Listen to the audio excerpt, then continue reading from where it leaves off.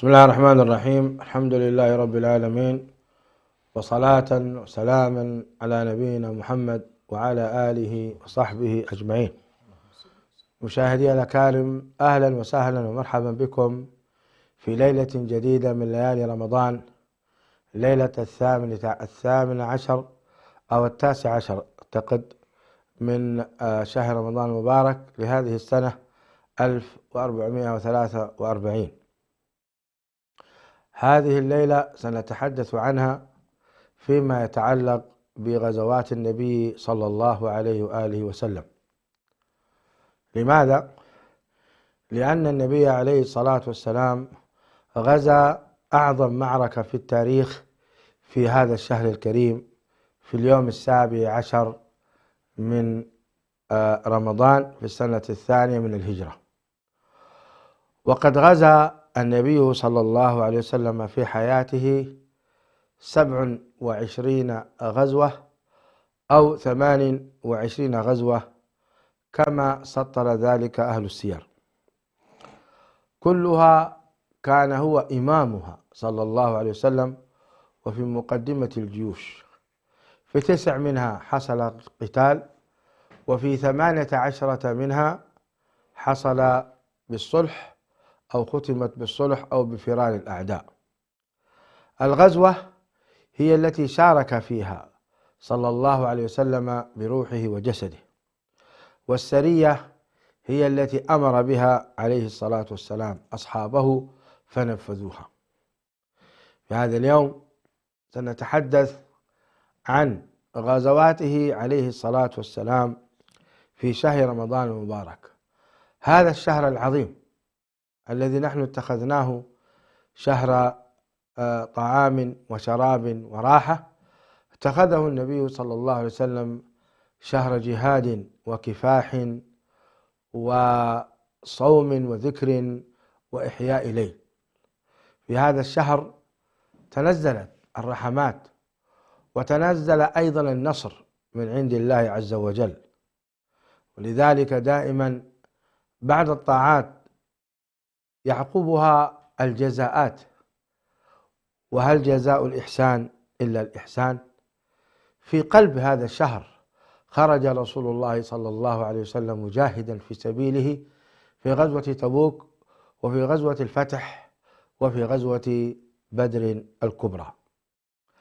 لعل المقام لا يسعنا أن نتحدث عن هذه الغزوات بالتفصيل، فسوف نهتم بالحديث بالتفصيل عن غزوة بدر الكبرى. وفاتحة هذا الحديث سأبدأ بضيفي الكريم الدكتور حسن سلمان، مرحبا به في مراتب الجهاد في سبيل الله، وماذا يعني الجهاد في سبيل الله. كتب عليكم القتال وهو كره لكم وعسى أن تكرهوا شيئا وهو خير لكم. إلى بدء الحوار مع شيخنا الدكتور حسن سلمان. وإن أنسى فلا أنسى أن أرحب بصديقي وشيخي وأستاذي وحبيب قلبي الشيخ أبو عبد الهادي محمد عبد الله الجبرتي. حياك الله. كما أني أرحب بكم. الحمد لله أنك ما نسيتني، هذا شيء طيب. لا. كيف أنساك؟ الله يجزاك خير. الله يرضى عليك. وأرحب بكم مشاهدي الأكارم، وإن كنت أنا عتبان عليكم والله لا تشاركون معنا لا برسالة ولا باتصال، ولكن أجزم أنكم تشاركون بالدعوات، فأنا أقرأ تعليقاتكم في الفيس وأنتم تدعون، جزاكم الله خيرا وكفى به من مشاركة. الشيخ حسن سلمان، أجدد الترحيب بكم كما يقول مذيع قناة المجد، يقول دائما أجدد الترحيب بكم مشاهدينا الكرام، فأجدد الترحيب بكم وأقول لماذا شرع الجهاد وما هي مراتبه؟ الحمد لله رب العالمين، والصلاة والسلام على رسول الله الأمين وعلى آله وصحبه أجمعين. أما بعد، طبعا ابتداء نفرق بين مصطلح الجهاد ومصطلح القتال في كتاب الله سبحانه وتعالى. فالجهاد أعم من القتال، والقتال أخص، بينهما كما يقال عموم وخصوص، فكل جهاد يمكن أن يتضمن قتال، ولكن ليس بلازم أن يتضمن يعني أي حالة جهادية أن تكون قتالية. يا سلام يا سلام. لذلك الله سبحانه وتعالى في المرحلة المكية أنزل على رسوله صلى الله عليه وسلم وهو في مرحلة سلمية يجاهد الناس المشركين بلسانه بالحجة والبيان والدعوة والإرشاد وإخراج الناس من الظلمات إلى النور. وهذه المرحلة يقول فيها وجاهدهم به جهادا كبيرا. فأعظم أنواع الجهاد هو أن تجاهد الناس بهذا الكتاب العزيز، تقيم عليهم الحجة، تخرجهم من الظلمات إلى النور، تزيل عنهم الشبهات، تنزعهم من أحوالهم في الشهوات إلى غير ذلك مما يندرج على كل تحت أبواب الجهاد. والجهاد هو بذل الوسع وبذل الجهد واستفراغ الوسع فيما يؤدي إلى مرضاة الله سبحانه وتعالى. يا سلام. والذين جاهدوا فينا لنهدينهم سبلنا. يا سلام. القتال فيه المباشرة عموما، القتال فيه المباشرة اللي هو المعروفة في قضية القتل والمقاتلة، وأيضا إن كان في سبيل الله سبحانه وتعالى عد ذلك جهادا في سبيله، وإن لم يكن طبعا جهاد فيكون قتال غير مشروع. شرع بطبيعة الحال الجهاد في سبيل الله سبحانه وتعالى بهذا المعنى بمعناه العام، شرع لأعظم مقصد وهو هداية الخلق. أول شيء أنك تستبذل كل ما في وسعك حتى يكون الناس على هداية ويعني يعودوا إلى الله سبحانه وتعالى، انطلاقا من قوله تبارك وتعالى لئلا يكون للناس على الله حجة بعد الرسل. والجهاد شرع بهذا من أجل تبليغ دين الله، من أجل تبليغ دين الله سبحانه تمام. وتعالى. هذا النقطة الأولى. الأمر الثاني شرع كذلك لرفع المظالم، رفع الظلم. أذن للذين يقاتلون بأنهم ظلموا وإن الله على نصرهم لقدير. إذن شرع من أجل رفع الظلم ودفعه. أيضا شرع من أجل رد العدوان، ومن اعتدى عليكم فاعتدوا عليه بمثل ما اعتدى عليكم. شرع كذلك من أجل ألا تكون فتنة، سبحان الله، ألا تكون فتنة. هنا على كل موضوع ما هي الفتنة التي أراد الله تبارك وتعالى أن يرفعها عن الخلق؟ طبعا منهم من فسر الفتنة بالكفر، ومنهم من فسرها بالصد عن سبيل الله، لكن والله أعلم أجمع الأقوال هو أن الله تبارك وتعالى يكره الإكراه الديني، لا يحب أن يكره شخص على دينه. ودي طبعا تفسرها روايات في الأحاديث النبوية التي يقول فيها النبي صلى الله عليه وسلم حتى لا يفتن يهودي في يهوديته ولا نصراني في نصرانيته. فمسألة ممارسة الإكراه الديني أيا كان، سواء كان والله أردت أن تكره نصراني على أن يكون يهوديا أو تكره مسلما أن يكون مشركا، محاولات الإكراه الديني وحمل الناس بالإكراه على اعتناق ما لا يريدون، هذه هي الفتنة. فالله تبارك وتعالى شرع كذلك الجهاد في سبيل الله من أجل رفع هذا النوع من أو إزالة هذا النوع من الأنظمة التي تكره المجتمعات على حملها على عقائد لا ترضاها. طيب حيجي واحد يقول لك والله طيب الجهاد أنتم تجاهدون وتكرهون على الإسلام لا يكره أبدا على العقيدة، يعني يزيل الأنظمة ثم يقول للناس فمن شاء فليؤمن ومن شاء فليكفر. يعني يوجد المظلة العامة التي توفر العدل وتوفر الكرامة وتوفر الحرية وتوفر الأمن الاجتماعي والسلام الاجتماعي، لكن لما تأتي في زاوية أن تعتقد أي نوع من العقائد، هذه مسألة تعود إليك وأنت مسؤول عنها يوم القيامة. يا سلام. إذن مسألة رفع الإكراه الديني وإزالة هذا النوع من حالات الإكراه في المجتمعات، وهي كثيرة للأسف الشديد الآن، حتى يحصل ذلك في المجتمعات التي تزعم الحرية. يعني الآن نحن في أوروبا مثلا المسلمين الآن يعانون من ظواهر الإكراه الديني بلا شك، حتى وهم في مجتمعات حرة، لكن عندما أنت والله تفرض عليك عقائد تحت مظلة العلمانية. كثير من المسلمين الآن في أوروبا يتمنون العودة إلى نظام الجزية، يقول والله يا أخي ليت أوروبا تعاملنا مواطنين من الدرجة الثانية فقط لنربي أبنائنا، ولا تحملنا على عقيدة نحن لا نؤمن بها تحت حجة إنه والله النظام نظام علماني. فهذه الله أكبر الله أكبر. وبهذا يتضح لنا حتى يعطوا الجزية عن يد أنها عدل، ما في كلام، أنها عدل وإعطاء حرية لأصحاب الأديان. لو أن شيخ برهان لو أن الإسلام كان يكره الناس على عقيدته لما بقي نصارى في بلاد المسلمين ولا ما بقي يهود في بلاد المسلمين، لكن ظل 1400 سنة لا يتدخل في الشأن الخاص، الله. يعني هذا المسلم هذا النصراني أعطاه الله تبارك وتعالى ولاية على أسرته، ولاية بحكم الشريعة على أسرته، في أنه أنت كشخص حاكم لا تدخل في أنه كيف يربي ابنه حتى يكبر. يعني يا شيخ حسن عبر التاريخ ما ثبت إكراه الناس على الإسلام أبدا بضرب أعناقهم أبدا. يعني الذين دخلوا في الإسلام عبر التاريخ كلهم دخلوا طواعية؟ كل الذين دخلوا في الإسلام لم يحصل في التاريخ الإسلامي إنه والله في حاكم أكره الناس على الإسلام، على العقيدة. الله لم يحدث ذلك. الله. لذلك النبي عليه الصلاة والسلام كان يحدث يوصي قائد الجيش، يقول له يعني العابد اتركوا في صومعته، لو كان في إكراه كان أخرجوه من، وهكذا يعني. نعم. لا تقتلوا شيخا كبيرا ولا وليدا ولا راهبا في صومعته. نعم. نعم. أضف إلى ذلك يدخل فيها يعني هنا حماية الأديان فيما يتعلق ولولا دفع الله الناس بعضهم ببعض لهدم الصوامع وبيع وصلوات ومساجد يذكر فيها. حتى بعض المفسرين صحيح مسألة الذكر هنا حصرت بالمساجد، لكن الآية تقرأ هكذا إنه في نهاية المطاف المدافعة الدينية التي نقوم بها في إطار الجهاد في سبيل الله تحمي كل هذه المؤسسات.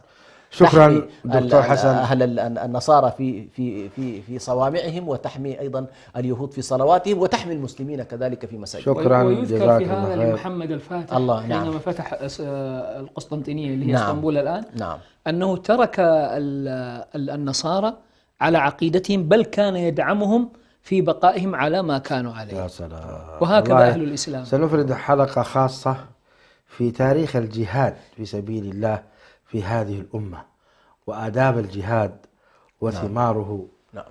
عبر التاريخ إن شاء الله. في تشويه كبير. حديثنا هذه الليلة هو عن غزوة بدر.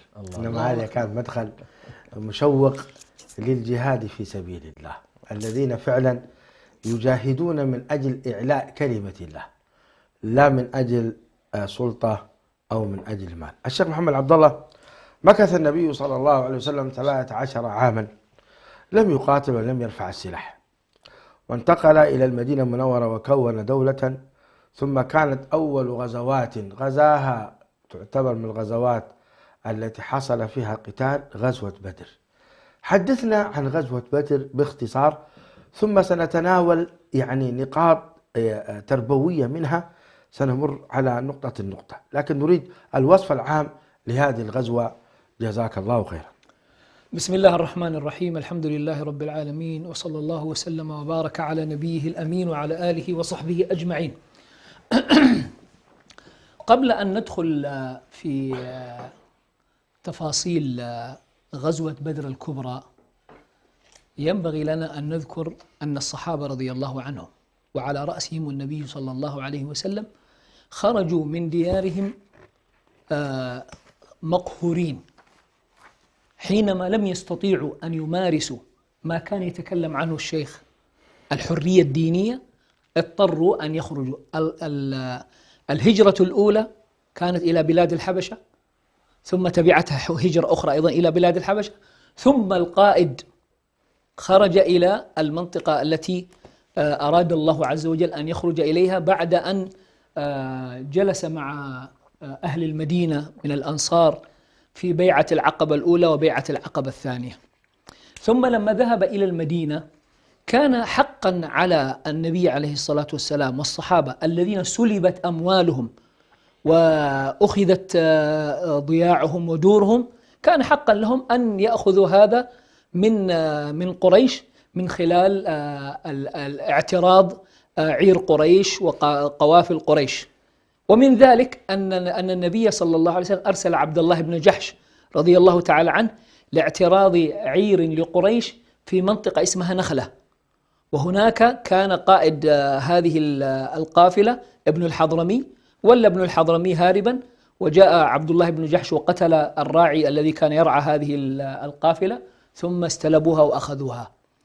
في ظل هذا الاعتراض، وإن كان بالنسبة لكفار قريش لا زال الأمر يعني يعتبر في بداياته، إلا أنه كان عندهم قافلة محملة بأنواع من التجارة بكافة أنواعها وأشكالها لزعماء قريش، وكانوا قد حملوا أبا سفيان هذه التجارة يعني، وكانت ستدر عليهم الشيء الكثير. عرف النبي صلى الله عليه وسلم أن أن أبا سفيان قادم من جهة الشام.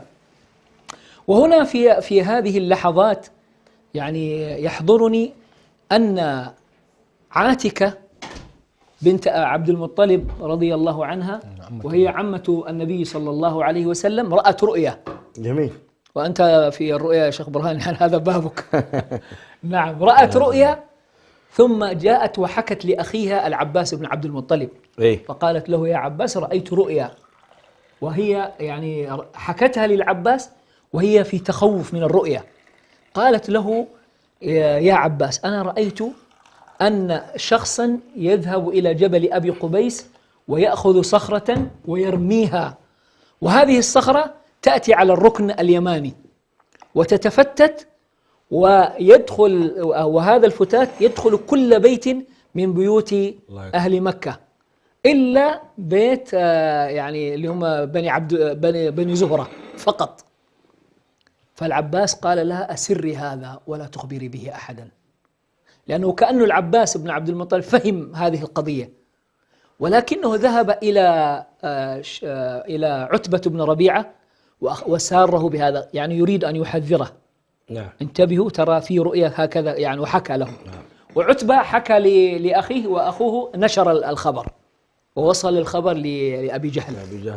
فرأى العباس بن عبد المطلب وهو يطوف حول الكعبة، فقال له: يا عباس، إذا انتهيت من طوافك أريد أن أتحدث إليك. فلما انتهى جاء العباس قال له يعني معنى كلامه أنكم زعمتوا أن هناك تنبؤ من الرجال، وما دخل النساء في هذا التنبؤ، وما الذي تقوله أختك عاتكة؟ فبدأ يتهكم، قال: لئن كان ما تقوله عاتكة صدقا فسيكون، وإن لم يكن فسنكتب في التاريخ كتابا أنكم أكذبوا العرب. طبعا العباس حاول أن يصرف أبا جهل، يقول له: لم ترى عاتكة رؤيا أو ما شابه ذلك. بعد يوم أو يومين جاء الرسول من أبي سفيان أن قافلتكم سيعترضها محمد صلى الله عليه وسلم. فالعباس يعني غضب وأراد أن يشتم أبا جهل، يعني ما كنت تزعم أنه ليس بصدق، يعني أصبح حقيقة. نعم. فذهب إليه فإذا بأبي جهل يعني مسمر الوجه والبصر، بمعنى مندهش من هذا الخبر. ولكنه طبعا لأنه جاء ضمضم ابن عمرو الغفاري قال الكلمة التي يقولها العبد: اللطيمة اللطيمة، الغوث الغوث. نعم. وأخبرهم الخبر. هنا طبعا زعماء قريش اجتمعوا وأرادوا أن يخرجوا بجيش. نعم. وفي هذه الأثناء وهم يجهزون الجيش، أبو سفيان تمكن من الفرار. سبحان الله. هنا الرؤيا في حد ذاتها كانت رحمة لقريش لو أنهم عملوا بها. نعم. لأن الرؤيا الصادقة هي نذارة أو بشارة. يا نذير أنت تنذر به فتعمل على هذه النذارة وتنتبه، أو هي بشارة تبشر بها. ولكن أبو جهل والعياذ بالله عماهم الكبر والحسد، عماهم عنها. هو غرهم أن الخبر أتى بعد فترة وجيزة أن أبا سفيان تمكن من النجاة بالقافلة، فلا داعي للخروج. ولكن الكبر والتجبر أبى إلا أن يخرج، وأصر وقال: والله لنذهبن إليهم ولنذبحن ولنأكلن الجزور ولنشربن ولنسمعن من القيان المعازف، أو كما قال. سبحان الله. سبحان وهذا يعني لتتحقق هذه الرؤيا وليتحقق وعد الله سبحانه وتعالى. خرجوا أشرا وبطرا ورئاء الناس. خرجوا والنبي صلى الله عليه وسلم كان خارجا لاعتراض عير قريش. كانت المسألة في حدود الاعتراض، ولكن الله جل وعلا قضى أن تكون معركة فاصلة يكون فيها العز الأبدي لهذه الأمة. يا سلام. كما قال الله سبحانه وتعالى: كما أخرجك ربك من بيتك بالحق وإن فريقا من المؤمنين لكارهون يجادلونك في الحق بعدما تبين كأنما يساقون إلى الموت وهم ينظرون وإذ يعدكم الله إحدى الطائفتين أنها لكم وتودون أن غير ذات الشوكة كانوا يتمنون عير وأخذوا وانتهى. ولكن الله سبحانه وتعالى أراد أن تكون الفاصلة، فذهبوا إلى تلك المنطقة، وقرر النبي صلى الله عليه وسلم أن يخوض هذه المعركة رغم اختلاف الموازين، يعني العدد في المشركين والعدد في المسلمين فرق كبير. مع ذلك الله جل وعلا يؤيد بنصره من يشاء سبحانه وتعالى. فنزل النبي صلى الله عليه وسلم في منطقة بدر. قبل النزول هناك حدث حصل وهي حادثة الاستشارة من النبي عليه الصلاة والسلام للصحابة الكرام، أليس كذلك؟ ربما. طيب سنعود إليها إن شاء الله. مشاهدينا كان فاصل ونعود إليكم.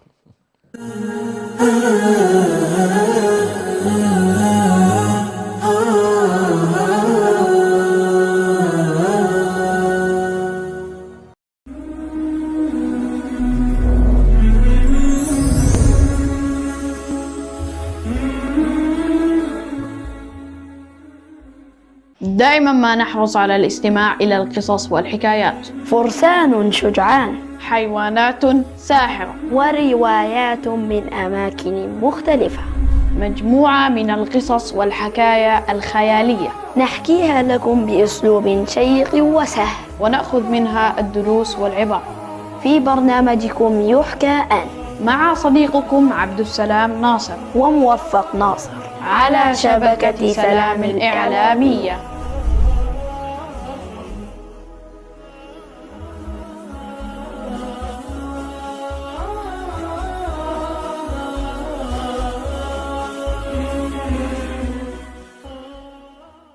رغب النبي عليه الصلاة والسلام في التماس ليلة القدر في العشر الأواخر من رمضان، خاصة في الليالي الوترية منها. عن ابن عباس رضي الله عنهما أن النبي صلى الله عليه وسلم قال: التمسوها في العشر الأواخر من رمضان ليلة القدر، في 9 تبقى، في 7 تبقى، في 5 تبقى. وبغروب الشمس اليوم 26 من رمضان تدخل ليلة 27، وهي أرجى الليالي موافقة لليلة القدر. ولهذا كان نبينا صلى الله عليه وسلم يجمع أهله ونساءه والناس فيها فيقوم بهم حتى السحر.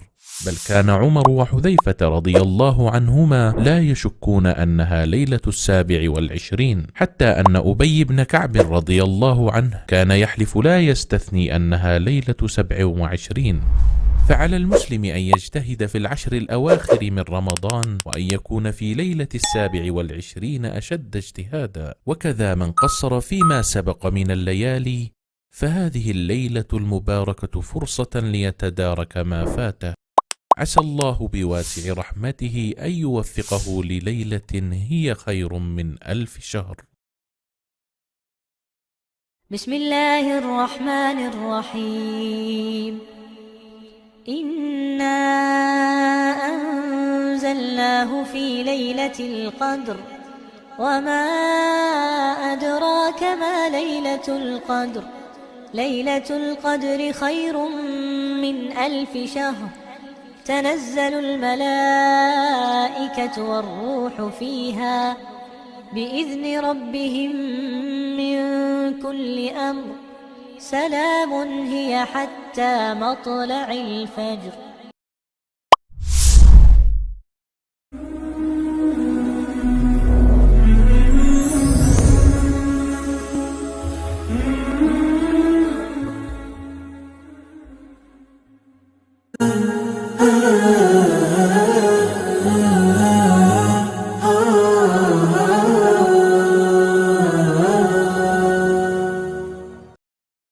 مشاهدي الأكارم سلام الله عليكم. نواصل الحديث الماتع مع أبي عبد الهادي عن غزوة بدر. حدثنا شيخنا. نعم، طبعا حينما تمكن أبو سفيان من الإفلات من قبضة النبي صلى الله عليه وسلم ومال إلى ساحل البحر وتمكن من الفرار، هنا اجتمع النبي عليه الصلاة والسلام بالصحابة الذين كانوا معه وعددهم 314 صحابيا، بدأ يستشيرهم عليه الصلاة والسلام. مجلس شورى لا يريد أن يقطع بالأمر دون أن يشاورهم، فبدأ يستحثهم على أن يتكلموا. هنا من المواقف الرائعة يعني التي تسطر في التاريخ، أنه حينما بدأ يستحث فهم الأنصار أنه كأنه يعنيهم، فقالوا كأنك تعنينا يا رسول الله. فتكلم سعد بن عبادة بكلام يكتب بماء العيون، حقيقة كلام من أروع ما يكون. قال يا رسول الله، معنى كلامه لو خضت بنا البحر لخضناه معك، والله لا نقول لك كما قالت بنو إسرائيل لموسى اذهب أنت وربك فقاتلا إنا هاهنا قاعدون، بل نقول لك اذهب أنت وربك فقاتلا إنا معكما مقاتلون. يا سلام. فسر النبي صلى الله عليه وسلم بهذه الكلمات المباركات، وقرر أن يدخل في المعترك. هنا في هذه المنطقة أشار إليه الصحابي الجليل الحباب بن المنذر رضي الله عنه، قال له يا رسول الله، أهو منزل أنزلك الله إياه أم هي الحرب والمكيدة؟ قال بل هي الحرب والمكيدة. فأشار إليه الحباب رضي الله عنه بإشارة تكفل لهم أن يشربوا الماء ويحرم أعداؤهم من الماء، إذ أنتم بالعدوة الدنيا وهم بالعدوة القصوى والركب أسفل منكم ولو تواعدتم لاختلفتم في الميعاد. هنا رسم النبي صلى الله عليه وسلم معالم المعركة، ووزع الصحابة رضي الله عنهم، وبني له عريش صلى الله عليه وسلم. ظل طول الليل يناجي ربه سبحانه أكبر. وتعالى الله أكبر. ويطلب منه المدد والنصر الله أكبر. حتى أشفق عليه الصديق أبو بكر حينما سقط عنه رداءه وأخذ الرداء وأرجعه إليه فقال كفاك مناجاتك لربك بأبي وأمي فإن الله منجز لك ما وعدك. نعم. وفي صبيحة اليوم الثاني الله جل جلاله وتباركت أسماؤه أراد أن يطمئن هؤلاء، أنتم في العدد قلة ولكنكم بالإيمان أكثر منهم بكثير. فأنزل الله عز وجل عليهم أمرين اثنين. الأمر الأول مطر كده، يعني مطر جميل هتان، ثم أنزل عليهم النعاس. يا سلام. إذ يغشيكم النعاس أمنة منه. يا سلام. طبعا هذه تعطيك دلالات الطمأنينة. العادة أن المحاربين إذا كانوا في استعداد للحرب تجدهم في قلق وتوتر، ولكن الله جل وعلا ثبت الصحابة وطمأنهم ودخلوا المعركة. طبعا في المعركة كان هناك مبارزة بين 3 من صناديد قريش و3 من أسود الإسلام. يا سلام. من كفار قريش طبعا عتبة بن ربيعة وولده وأخوه، وكان من الصحابة رضي الله عنهم علي بن أبي طالب وحمزة بن عبد المطلب وعبيدة ابن الحارث رضي الله عنهم. تمكن علي بن أبي طالب من قتل صاحبه وتمكن حمزة كذلك، ولكن الثالث تمكن من جرح عبيدة ابن الحارث رضي الله عنه. لم يمت في حينه، ولكنه بعد فترة أعتقد بعد نهاية المعركة استشهد رضي الله عنه وخلد اسمه في سجل الخالدين في الشهداء في معركة بدر الكبرى. معركة بكل تفاصيلها انتهت على وقت الظهيرة، وانتهت ب70 قتيلا من صناديد قريش و70 أسيرا، واستشهد ورفعت أسماء 14 من أسود الإسلام إلى الله سبحانه وتعالى، وخلد اسمهم جميل. في التاريخ. طيب، هذا عرض سريع عن غزوة بدر الكبرى، الغزوة التي سماها الله عز وجل يوم الفرقان، يوم الفرقان، يوم التقى الجمعان. الشيخ حسن في خروجه عليه الصلاة والسلام هو يعترض عيرا لقريش، ووقوفه صلى الله عليه وسلم بعد ذلك حينما أفلت أبو سفيان وجاء أبو جهل إلى المنطقة بطرا ورئاء الناس. وهنا يعني توقف النبي عليه الصلاة والسلام وأحيا شعيرة عظيمة هي شعيرة الشورى. حدثنا عن هذا الموضوع، تعليقكم. بارك الله فيك. أول مهم جدا أن ننبه المشاهد بأن غزوة بدر يعني كانت أيضا هي نبوءة من النبوءات. يا سلام. عندما الله سبحانه وتعالى في سورة القمر يقول سيهزم الجمع ويولون الدبر، الله أكبر. وقت مبكر يعني لم يكن في ذلك الوقت، لكن سبحان الله هكذا النبوءات تأتي مبكرا. هذه الآيات مكية؟ هكذا يبدو. نعم هي مكية. نعم. يعني أقصد أنه قبل أن يدخلوا في الأمر بالقتال. لا، قبلها. سبحان الله. قبلها فكر. بل النبي صلى الله عليه وسلم في مكة في بعض اللحظات الغضب أشار إلى أن بعض هؤلاء الصناديد الذين وقفوا أمامه كان يشير إلى ما سيحدث لهم، وكان يطوف يقول وقد جئتكم بالذبح. نعم. فهذه المسألة سبحان الله، شوف كيف أن الله سبحانه وتعالى يقذف بالغيب لأنه علم الغيوب، فيرمي بالمعلومة قبل أوانها لأنه يعلم ما هو كائن، ثم تتكشف بعد ذلك. سنريهم آياتنا في الآفاق وفي أنفسهم حتى يتبين لهم أنه الحق. لكن للأسف سبحان الله من طمس الله بصائرهم لا يلتفتون إلى هذه الآيات أو يعرضون عنها مكابرة كما حال أبو جهل. يعني أبو جهل كان واضح فيه المكابرة. على كل، في نقطة مهمة جدا فيما يتعلق لماذا بدأ النبي صلى الله عليه وسلم في الاستشارة بعد أن فلتت العير. نعم. هنا في سببين أساسيين لا بد الإشارة إليهما، وهو السبب الأول أن بيعة الأنصار للنبي صلى الله عليه وسلم كان مبناها على الحماية داخل المدينة. صحيح. الآن خارج المدينة وهم موجودين والجيش غالبيته الآن من الأنصار. صحيح. فيريد أن يعرف هل هؤلاء معي ولا مو معي ولا ما. من حقهم أن يقولوا والله يا رسول الله نحن التزامنا معك. صحيح. في الحد الفلاني. فكان يريد أن يعرف. سمع المقداد، سمع عمر، سمع أبو بكر، وهو يقول أشيروا علي أيها الناس. فكما تفضل الشيخ سعد بن معاذ انتبه، كأنك تعنينا يا رسول الله. قال نعم. قال والله إنا لصدق صدق في الحرب، صبر في اللقاء، والله لو خضت بنا هذا البحر لخضناه معك. ما تخلف منا أحد، إلى آخر ما قاله سعد. فاستبشر النبي صلى الله عليه وسلم وعلم الآن وحدة الصف الداخلي. يا سلام. يعني أنت تريد أن تخوض بناس معركة، يجب أن تعرف آراءهم. صحيح.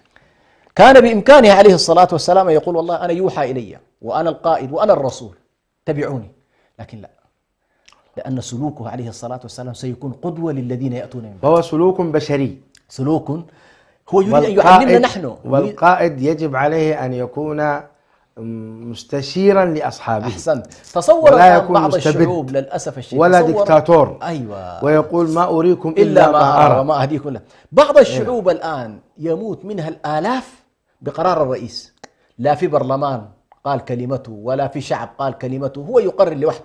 يخوض الحرب ويحدد السلام، والضحايا هم أبناء الشعب ولا أحد يلتفت. لكن النبي صلى الله عليه وسلم استشار أصحابه، فهذه أعظم دلالة في أنه كيف يرسخ النبي صلى الله عليه وسلم مقولة أمرهم شورى بينهم، وهي أيضا مكية. هذه الآية نفسها مكية، ولكن يرسخها النبي صلى الله عليه وسلم في المرحلة يا سلام. لأنه سلوك، وجاءت في صيغة الخبر، بما أن هي حالة وصفية مستمرة، أمرهم شورى بينهم. فالنبي صلى الله عليه وسلم ضمن على كل هنا. طيب جميل. شيخ حسن، أيضا يعني يأتيه جندي من جنود الحرب اسمه الحباب بن المنذر ويقول له يا رسول الله، شوف أيضا إلى كلام هذا الصحابي العجيب، أهو أمر أنزلك الله إياه في هذا المكان؟ نعم. أم هي الحرب والمكيدة؟ الله أكبر. نعم. يعني علق لنا يعني سؤال هذا الصحابي هذين السؤالين، هل هو أمر فنطيع ونسمع أو ثم أيضا تواضع النبي عليه الصلاة والسلام في استجابة هذا الرجل. تعليق هنا طبعا كلام جميل. يعني النبي صلى الله عليه وسلم في أكثر من موطن الصحابة رضوان الله عليهم كانوا دائما يحاولوا يستفصلوا ويتأكدوا من الخيط الرفيع بينما هو رأي عادي، أمر طبيعي بشري يتصرف فيه النبي صلى الله عليه وسلم وفق خبراته العادية البشرية، أم أنها قضية قضية سماوية. إن كانت وحي لا يتكلمون. صحيح. نفس الموقف حصل مع السعدين اللي هو سعد بن عبادة وسعد بن معاذ في الأحزاب، لما جاءهم النبي صلى الله عليه وسلم وهو يعرض عليهم بأن والله نعطي قطفان ثلث ثمار المدينة، قالوا يا رسول الله أأمر أمرك الله به فنطيع، أم أمر تصنعه لنا، أم أمر تحبه فنفعل؟ الله. قال بل أمر أفعله لكم. قالوا لا. لاحظ الآن لما الشيء. فهموا القصة مش أمر هو يحبه، لأن أحيانا ينزلون إلى حبه عليه الصلاة والسلام. الله. لاحظت؟ الله. لفعلوها لو قال أنا أحب ذلك، لكن النبي صلى الله عليه وسلم يريد أن يراعيهم فقط يعني. فهذه المسألة على كل نلاحظها معه كما تفضلت مع الحباب بن المنذر، في أنه يريد أن يعرف هل هذا المنزل منزل أنزله الله فخلاص يطيع، أم أنه رأي. فالنبي صلى الله عليه وسلم قال هي الحرب وهو الرأي، فشوف إذا كان فيها مجال. ولا تكبر عليه الصلاة والسلام، عليه الصلاة والسلام، منتهى التواضع. نعم. ومنتهى الصدق. لا صح. هو الحرب. هو الحرب. إذن الحرب ما دام هي كذلك ليس بمنزل. نعم. طوالي مباشرة النبي صلى الله عليه وسلم يأخذ برأيه. الله. مسألة حرب الآن قضية حرب. الله. وفي هذه الجزئية أشبه ما يكون أنتم أعلم بأمور دنياك، يعني هي القضية هنا فيها هذا الجانب أيضا، إنه قضية حرب إذن فيها الفن، فيها الخبرة، فيها المعرفة، فيها التعرف على طبيعة إلى غير ذلك. فسمع فعلا إلى مقولته وغير، وسبحان الله كانت الفائدة والمصلحة في أنهم جعلوا الماء من ورائهم وحرموا المشركين من الماء، وكانت فعلا رؤيا. أحسنتم شيخ حسن. أبو عبد الهادي، ذكرت في معرض حديثك بني عريش لرسول الله صلى الله عليه وسلم وظل يدعو. وضح لنا أهمية الدعاء عند ملاقاة العدو. نتأمل جميعا أن الأمور ومقاليدها هي بيد الله سبحانه وتعالى. جميل. الله جل وعلا يستطيع أن ينصر نبيه صلى الله عليه وسلم حتى ولو بدون جيش. صح. ولكن الله جل جلاله أراد أن تكون الأمور بأسبابها. يا سلام. حتى ولو كان السبب لا يرتقي أن يكون يعني بمقدار ما ستواجهه. نعم. ولكن يكفي أنك هيأت السبب الذي تستطيع، وأعدوا لهم ما استطعتم. أي ما استطعتم، وليس وأعدوا لهم كما أعدوا لكم. لو ستنتظر كما أعدوا لكم ربما لا تستطيع في بعض تستطيع. الأوقات. نعم. ولكن أعد ما تستطيع. نعم. وتوكل على الله. 1000 مقابل 300. نعم. 3 أضعاف. فأعدوا لهم ما استطعتم من قوة. وليس أعدوا لهم كما أعدوا لكم. لا أبدا. ما استطعتم، ثم فوضوا أمركم إلى الله سبحانه وتعالى، وألحوا على الله وتضرعوا إلى الله، فإن الله عز وجل ناصركم. ولذلك النبي عليه الصلاة والسلام هو أفضل من طبق هذه القاعدة. النبي عليه الصلاة والسلام خرج ب314 وهو سيواجه 950، 3 أضعاف. ثم توكل على الله، ثم فوض أمره إلى الله. يا سلام. وطلب من الله جل وعلا، وهو نبي، يعني كان الموضوع يمكن أسهل مما لو طلبه شخص آخر، ولكن النبي عليه الصلاة والسلام صادق التوكل، ويريد أن يعلم هذه الأمة أنكم لابد أن تكونوا متوكلين على الله وتدعونه بإلحاح، فإن الله جل وعلا هو الذي بيده النصر فينزله إليكم. إذ تستغيثون ربكم فاستجاب لكم أني ممدكم ب1000 من الملائكة. الله أكبر. طيب شيخ حسن، هذا حديث عظيم ماتع، دعاء وتضرع ثم استجابة من الرب سبحانه وتعالى. قد يأتي قائل يقول هذه الاستجابة ونزول جبريل ومعه 1000 ملك هي خاص بالنبي عليه الصلاة والسلام، نبي أفضل الرسل يدعو ربه يستجيب له، أين نحن من هذا؟ فماذا تجيب؟ هو سبحان الله يعني، ولا خلينا نربط بأن النبي صلى الله عليه وسلم موعود بإحدى الطائفتين، فهو يثق بالله أنه والله في إحدى الطائفتين له، ومع ذلك يدعو. يا سلام. هنا سبحان الله تأتي حقيقة التعبد لله. يا سلام. لماذا؟ لأنك أنت لا تعلم، ربما هنالك عامل خفي لا تدركه، ربما معصية غير معلومة لك، أشياء كثيرة قد تدخل على كما يقال على الخط وتغير كثير من الأشياء. فيظل العبد لله إلى اللحظة الأخيرة يتوسل ربه ويستغيث به ويدعوه حتى لا يكون هنالك مكر خفي. نسأل الله سبحانه وتعالى أن يجعل مكره لنا لا علينا.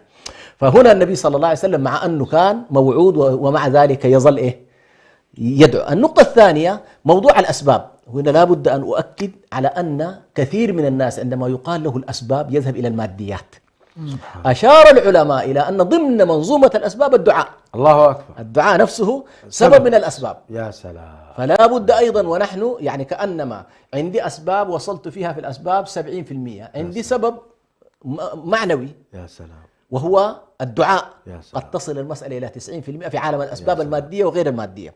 فهنا طبعا يغفل كثير من الناس في أن نقول له والله الدعاء سبب نعم. جعله الله سبحانه وتعالى. وهذا النزول الملكي نعم ليس خاصا برسول الله ليس خاصا بالنبي صلى الله نعم. عليه وسلم، بما أن المسألة لها علاقة بالدين، لها علاقة بالرسالة، لها علاقة بالإيمان، لها علاقة بالتقوى، ولها علاقة بالحق جل جلاله. يا سلام. فما دام أنك والله تسير على نفس الدرب وعلى ذات الطريق، بغض النظر كيف سينصرك لا نعرف، هل فعلا والله تتكرر نفس الحالة أم لله جنود السماوات والأرض. سبحان الله. قد يرسل شيء آخر. نحن في مثلا ولا يمنع من نزول الملائكة. لا يمنع. يعني الأصل نزولها. الأصل نعم الأصل نزولها، ولكن قد لا تنزل، قد يأتيك الله بجنود أخرى بلا شك. هي حكمة من الله سبحانه وتعالى. قد ينصر في هذا الموطن بملائكة، وفي موطن آخر بأسباب يعني مثلا أخرى. باقي المعارك كلها مثلا ما أشير إلى هذا المعنى. لاحظ باقي لما جاءت الخندق جنود آخرين. نعم. جاءت الريح السماوات والأرض. صحيح. وهكذا يعني. طيب عبد الهادي، مهم جدا من المفارقات بين معركة بدر الكبرى في السنة الثانية للهجرة وبين غزوة حنين تقريبا في السنة التاسعة للهجرة. انظر المفارقات. هنا الصحابة كان العدد قليل وكان التفويض عظيم يبلغ عنان السماء، فالنصر كان قوي. فالنصر كان بمقدار هذا التفويض. نعم. وفي حنين إذ أعجبتكم كثرتكم يا سلام فلم تغن عنكم شيئا. فأراد الله جل وعلا تأديب الصحابة. نعم. برهان التمحض لله في كل المعارك. نعم. الله عز وجل يربي الصحابة على محض النصر من الله. يا الله. إنه والله وما النصر إلا من عند الله. هذه أهم قاعدة سبحان الله من قواعد إن النصر. ينصركم الله فلا غالب لكم وإن يخذلكم فمن ذا الذي ينصركم من بعد. فإذا كان قواعد أساسية جربت في حياة الصحابة. نعم. عصوا في غزوة أحد. نعم. نزلوا من جبل الرماة. فكان جزاء هذه المخالفة كاد رسول الله صلى الله عليه وسلم أن يقتل. أولما أصابتكم مصيبة قد أصبتم مثليها قلتم أن هذا كيف هذا كيف يحصل؟ إحنا معانا رسول، معانا صحابة، معانا دين، كيف يحصل؟ فيكشف الله لهم. ولقد صدقكم الله وعده إذ تحسونهم بإذنه حتى إذا فشلتم تنازعتم في الأمر وعصيتم من بعد ما أراكم ما تحبون منكم من يريد الدنيا ومنكم من يريد حتى قضية قل هو من أنفسكم بينها لهم. نعم. أعتقد ابن مسعود رضي الله عنه يقول ما كنا نعرف أنه هناك من يريد الدنيا إلا لما نزلت هذه الآية. صححتم الآية، ولكن في النهاية أيضا قال الله ولقد عفا عنكم. أي نعم سبحان الله. خلاص هم استوعبوا الدرس. هذا الجمال في الصحابة. قال له أحد عبد الله بن مسعود نفسه قال له هل فر عثمان في غزوة أحد؟ قال نعم. قال إن الذين تولوا منكم يوم التقى الجمعان إنما استزلهم الشيطان ببعض ما كسبوا. فأراد الرجل أن يأخذ هذه ويفر، قال انتظر خذ معك أيضا ولقد عفا عنه. يا سلام. خذ هذه معك كله. هو سبحان الله في موضوع الغزوات الله سبحانه وتعالى حتى لا ينتابنا إحساس بأن والله هذا الجيل نحن لا يمكن أن يكون لنا قدوة معهم الرسول وهم حالة خاصة. لاحظ يجعلهم يتعرضون لكل الأحوال، أحوال النقص البشري، أحوال إرادة الدنيا كذا، لكن سرعان ما يعودوا. يعني لاحظ الآن حضر بدر اللي هو حاطب بن أبي بلتعة ويحصل منه مراسلة للمشركين. ثم والله ما خنت يعني يقول ما كان ردة عن دينه ولا شكا في نصر الله عز وجل لنبيه عليه الصلاة والسلام. فقام سلم صدق. فلاحظ كيف أن الله يكشف لنا كل هذه المشاهد حتى يقول لنا والله هذا الجيل المطالبين أنتم بأن تقتدوا به وتأتسوا به كان هم مستعصمين لكن ليسوا معصومين. يستعصموا بالآيات، يستعصموا بالنصوص، يستعصموا بالاتباع النبي صلى الله عليه وسلم، لكن يخطئ أحيانا بس لا يصرون. يعني القضية كلها شيخ حسن مختصرة في متى ما نصرنا الله في أنفسنا نصرنا الله عز وجل في أعدائنا. نعم. ومتى ما أخذلنا الله في أنفسنا خذلنا. صح. ولذلك هذا هو حالنا اليوم، ضعاف، اللهم وسلط علينا قادة إلا من رحم الله تعبانين. نعم. ووضعنا تعبان بسبب لأننا نحن ما كنا كما ينبغي كما يحب ربنا ويرضى إلا من رحم الله. نعم. لذلك في اللحظة التي يعود فيها المسلمون إلى ربهم نعم. فليبشروا بالنصر العظيم. أبو عبد الهادي، مرحبا. حدثنا عن مواقف جميلة للصحابة باختصار. هل مرت مواقف؟ تعطيني ساعة؟ لا ساعة لا، لكن أعطيك دقيقتين ثلاثة. طيب. مواقف جميلة لهؤلاء الصحابة في هذه المعركة العظيمة. انتهى الوقت. قالوا لي باقي 5 دقائق، حديك دقيقتين وحد الشيخ دقيقتين ولي دقيقة. أنصفت. تمام. طبعا هذه المعركة كان فيها يعني كل الجماليات. يا سلام. فكانت يعني مجملة بكل ما تعني هذه الكلمة. يحضرني موقف لشابين صغيرين، معاذ ومعوذ. يا سلام. هذان الشابان أعتقد في 14 سنة تقريبا. يعني انظر 14 سنة ويحضران معركة بدر وأمهما عفراء تدفعهما دفعا. يا سلام. فأتى أحدهما خفية إلى عبد الرحمن بن عوف رضي الله عنه، قال: يا عم، أين أبو جهل؟ قال: وماذا تريد به؟ قال: أريد أن أقتله. قال: لماذا؟ قال: لأني سمعت أنه يسب رسول الله صلى الله عليه وسلم. انظر إلى الغيرة على رسول الله عليه وسلم. الله. فقال: هو ذاك. فجاء أخوه وقال: يا عم، نفس الكلام. ثم ذهب إليه وابتدراه وقاتلاه حتى قطع قدمه أو أصاب قدمه وسقط. ذاك الهامة سقط. وبعد هذا السقوط انظر إلى الموقف. وسلط الله عليه هذا فرعون هذه الأمة. نعم. المتجبر المتغطرس، أرسل الله إليه أضعف الجنود، شابين صغيرين. ثم بعد ذلك أتى الصحابي الجليل عبد الله بن مسعود وصعد على صدره. يا رويع القلب. فلما رآه استشاط غضبا، وهو حتى في هذه الحالة الكبر راكبه. فقال له: قد ارتقيت مرتقا صعبا يا رويعي الغنم. فحز رأسه ابن مسعود رضي الله عنه وحمل رأسه، قال: هذا أبو جهل يا رسول الله. قال: هذا فرعون هذه الأمة. ومن المواقف الرائعة أيضا أن النبي صلى الله عليه وسلم أتى بالحصباء ورماها في وجوه القوم فأصابت أعينهم على ما أعتقد. نعم، كلهم أصابت كل جيش من جيوش وما رميت إذ رميت. قال الله عز وجل: وما رميت إذ رميت ولكن الله رمى. يا سلام. مواقف حقيقة مواقف حدثنا جليلة. عن موقف عبيدة بن الحارث لما جاءت أمه تتحدث مع رسول الله عن حارثة هذا شاب صغير. أمه استقبلت الصحابة رضي الله عنهم مع النبي صلى الله عليه وسلم، فقالت: يا رسول الله، يعني هي لا تريد أن تطمئن هل هو بخير ولا مريض. قالت: يا رسول الله، هي علمت أنه استشهد. قالت: يا رسول الله، ابني حارثة هل هو في الجنة فأفرح أم هو في النار فأولول؟ قال لها عليه الصلاة والسلام: أهبلت يا امرأة، أنت مجنونة. أو هبلتي؟ إن ابنك قد أصاب الفردوس الأعلى.